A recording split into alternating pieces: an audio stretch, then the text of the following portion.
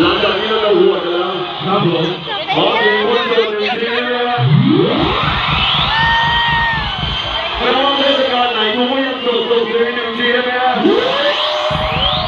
พร้อมแล้วดีเจ let's go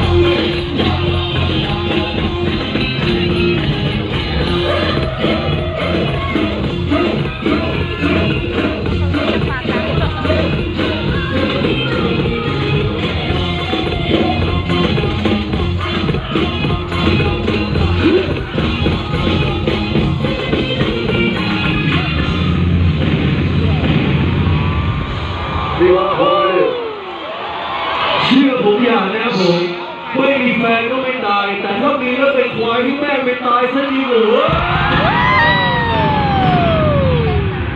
เป็นแบบนี้นะผมไม่ทำมา2-3 ปีแล้วทำเพื่อเทศกาลนี่โดยเฉพาะเลยนะแต่ก็ได้เข้าใจได้นะโควิดนี่มันซัดพอดีเลยทำให้เราไม่ได้สนุกกับเพลงนี้เลยเพลงนี้ผมตั้งใจทำมากผมอยากให้ทุกคนดู2 มือขึ้นมาเท้าไว้